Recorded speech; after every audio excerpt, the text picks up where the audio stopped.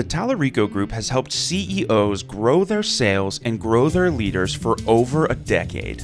Now, founder and president Bill Tallarico brings you Total Growth, a podcast that explores the challenges of selling, leading, and building great relationships. Hello, and welcome back to the Total Growth Podcast. My name is Bill Tallarico. I'm with the Tallarico Group, and today we're going to be talking about how effective sales leaders are connecting with their sales teams in these new uncertain times, these times of distance, and how do we create greater togetherness while apart.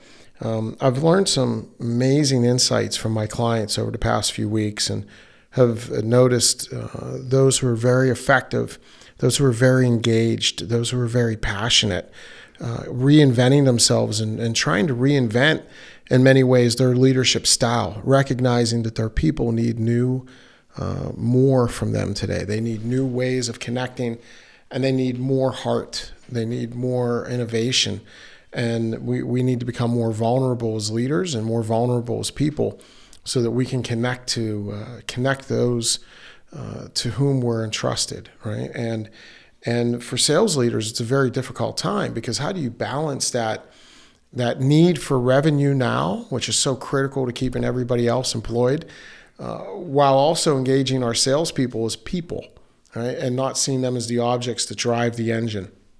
So sales leaders right now have, I think, had a more difficult role than they've ever had before. And some of the things I've seen sales leaders doing that's been so impressive is actually having this intentionality of how they connect with their people.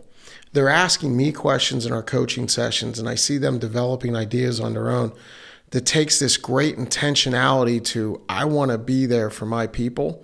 And I recognize as a sales leader, the most loving thing I could do for my people is help them hit quota, right? Help them be successful, because it's not only good for them, but it's good for the organization. It's needed and necessary. But how can I engage them as people? And I had this conversation today with one of my clients in a coaching setting, and he leads a very large team. He has 5 direct reports, all of whom have at least 6 to 9 people on their team. And he mentioned to me he started recently having virtual lunches. And I said, wow, that's interesting. I haven't heard of that. Tell me more. And he said, well, I realized that when I'm out in the field, if I were visiting their office or, if we were, for those who I'm in the same office with, it's very natural for us to say, hey, let's go grab something to eat. Go down the street to a Jimmy John's or whatever it might be, have a quick casual lunch together and be able to talk through things, whether they're opportunities we're pursuing, whether they're team issues and things that we want to go through with people on the staff, or whether it's just connecting as people and talking about the kids' Little League and soccer games. He said, and that's what's been lost mostly. So he started scheduling these casual, intentional lunches, the virtual lunch, with his team. And, they'll just set it up for noon and they come into in front of their computer and fire up a Teams meeting and sit down and eat a sandwich in front of the screen and talk and connect and have lunch together. And I said, what a great idea that is. And he started implementing that also with some of his folks for happy hours. So whether it's one-to-one, him and just one other individual, or him and 2 or 3 others, and they, at the end of the day, fire up their screens, sit in front of their desk with a cocktail or whatever the drink of choice might be, and connect and just unwind and be intentionally casual with each other so that we don't lose that connectedness. I thought that was great. I actually want to start doing that with some of the folks who I feel distant from, those people that I miss. Some of those clients that I'm used to interacting with and we haven't been able to. I thought what a great idea it would be to schedule a virtual lunch with them. And the question became, why not? Right? Why can't we, in this era of being apart, why can't we still ask somebody to lunch on a Thursday and be vulnerable? Open up the screen, turn on the camera. Maybe you have a salad, which might be a little too messy. I think I'd prefer a sandwich, but connect with people again. And I just think that's a brilliant idea that I was awakened to this morning and wanted to share. This same client also shared with me how in the era of not taking clients to dinner, which is very prevalent in their industry, they've actually started sending clients dinner. So they see this opportunity of connecting with the client and asking them, hey, I know you have 3 kids. Can we send you pizza tomorrow night and buy you and your family dinner? And it's gone over really well, where people appreciate the thoughtfulness. And it doesn't have to be elaborate, right? I mean, you could send over pizza and wings to somebody and as a small way of saying thank you, I miss you, looking forward to getting back together. And it has real meaning. And the reason it has meaning is because we're taking time to invest in others as people, right? Taking that time to let someone else know we care. And we all know the phrase, no one cares what you know until they know that you care. And there's never been a better time to show people that we care. So, who's that person that you might need to send a special gift to say thank you, to say, hey, thinking of you, concerned about you, worried about you, looking forward to being together again. It's been very powerful. We also talked about how connecting with our own team in casual ways that are intentional are important now, and how critical it is to maybe do that at a minimum once a week. The check-in call, right? So as a sales leader, you still should be having your weekly one-to-ones.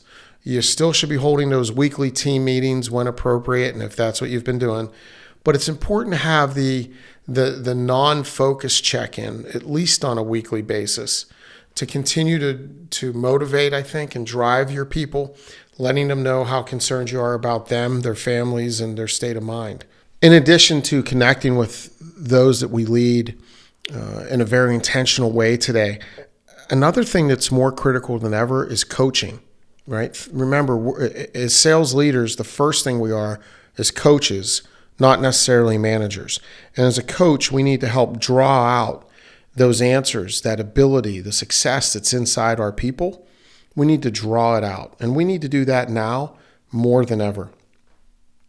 How are we doing that? And as a coach, coaching's a little different than management, right? Because management, oftentimes we're directing and we're telling. We're coaching, we're helping draw out, and we're leading people to the answers. So coaching requires some patience, and oftentimes it's for the other, not so much for us, right? As a manager, it's easy to say, hey, do this and get it done by 3:00. Where as a coach, it's much more critical to say, how should we approach this? Right? How are we going to get this done? What do you think is going to get in the way? How can I help? And what did we learn? So think about now as a sales leader, how are we coaching when we're maybe not together all the time collaborating, but when we're virtual? How do we turn on the camera so that we maximize the impact of our communication? And how do we draw out from those that we're leading the answers and the ideas and the solutions that we know they're carrying inside themselves?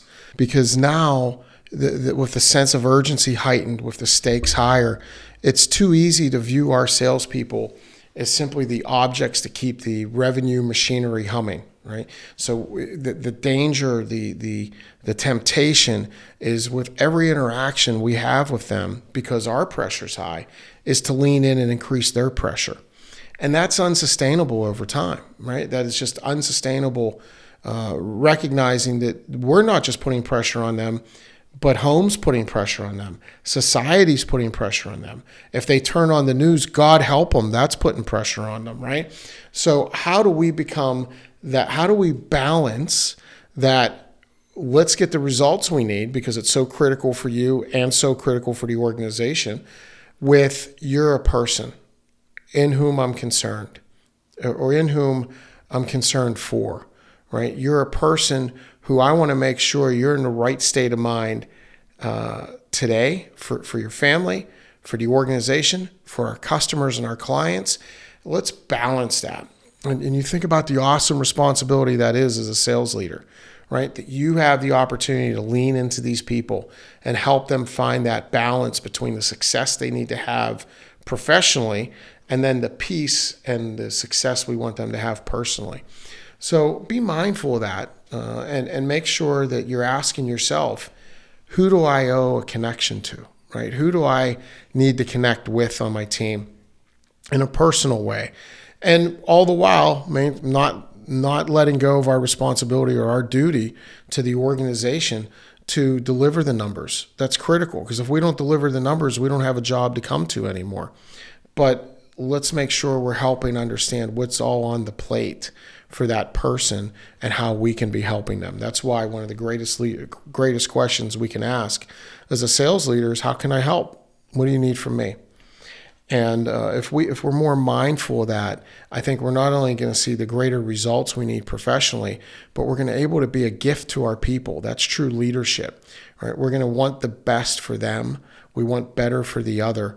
And we can help them find that peace and balance that I think they're craving and so desperately need. If we don't do that, we're putting people in positions where they're going to end up making bad choices. And we're seeing it right inside of some of the organizations we work with. We see people succumbing to this pressure and the stress of our current reality. It's negatively impacting their performance, and it's negatively impacting their lives. So, having that long-term vision of, how do we balance the numbers versus loving the people and leading the people to a better place, it's going to go a long way for us, not just in the short term of this month and this quarter, but over time. And it's going to allow us to build deeper relationships and retain our talent. I hope you're all staying safe. Thank you for joining us today. Please visit TelericoGroup.com. And if any of the information we've talked about today is interesting to you, please feel free to give us a call or send us a note. Happy to help in any way we can as you dig in now as a sales leader and help lead your people to great results in the upcoming quarters and in the upcoming year. Thank you so much. God bless.